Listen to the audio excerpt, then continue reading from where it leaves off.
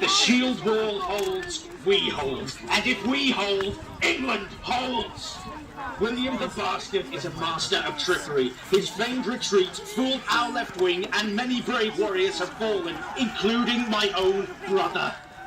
But with God's help, we can still bring an end to this Norman blight upon our land. Do not make the same mistake of leaving the shield wall. If we can but hold until nightfall, then reinforcements will come to our aid, and we shall make an end of these invaders once and for all.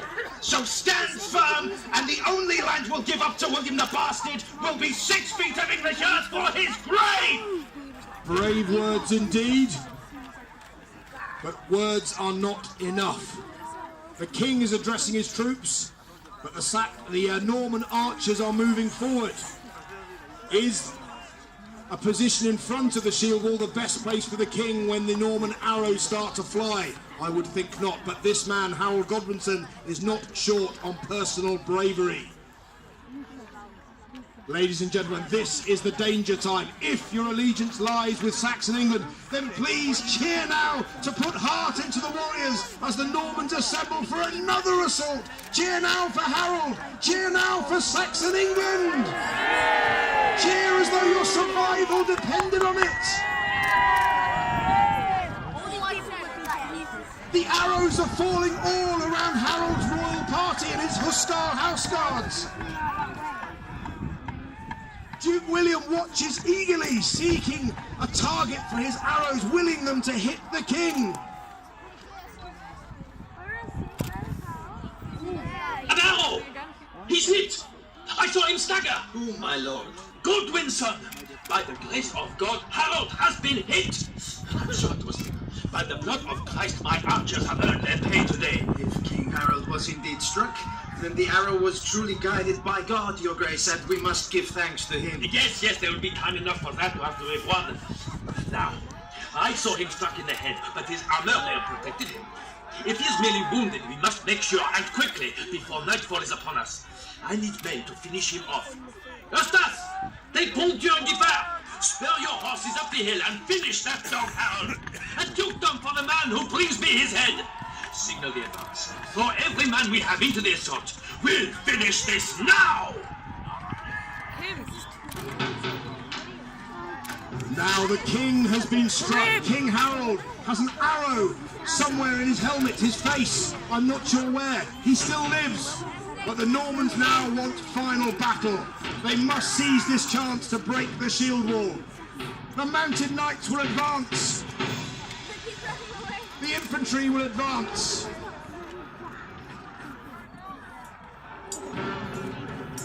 Surely the shield wall cannot hold now. Are we about to witness the death of Saxon England? Giffard and Ponthieu lead their men on Norman horses straight for the Hussars that surround their fallen lord's body. Here they come, they're going to finish the king. Norman knights envelop the Saxon Hussars. They have blood on their hands and blood on their minds. They will now defeat the Saxons. Look at this. Knights envelop the king's body and his household troops. The shield wall has broken. The killing now begins. The Saxon banner has been captured. The fighting man of Wessex is in Norman hands. The king is down. His Hussars begin to fall. The onslaught of Norman knights. Their swords are too many. Their horses too big and powerful.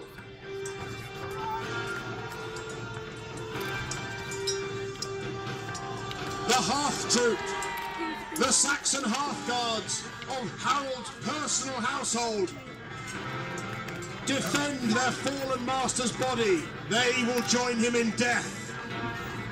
They begin to go down, a welter of blood, showering the banners, the bodies and the shields of the Saxon half guard.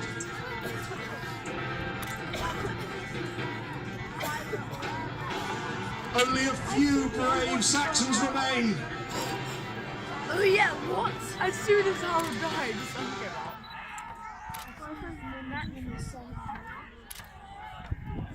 Ladies and gentlemen, I see no Saxons, I see only dead Saxons. This is a victory for Normandy!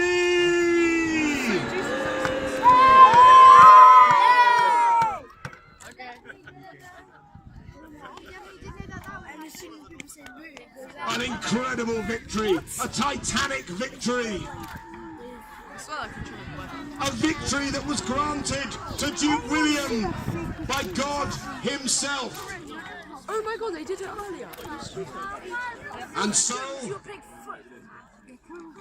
the Bishop of Bale, Bishop Odo, gives the command for the Norman army to give thanks to God for this victory.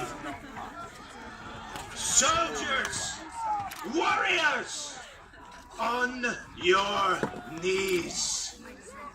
God's work has truly been done this day. Bow your heads in prayer and let us thank him for his blessings on this field of victory. So the bishop calls for the troops to kneel and give thanks to God. They fall to their knees and bow their heads to celebrate and give thanks to God for this victory, this defeat of Saxon England. No one moves on the battlefield. The Saxons are slain, the Normans are in prayer. But wait, one figure is moving on the battlefield. A feminine figure, slim and young. This is Edith Swanneck, the mistress and lover of Harold Godwinson.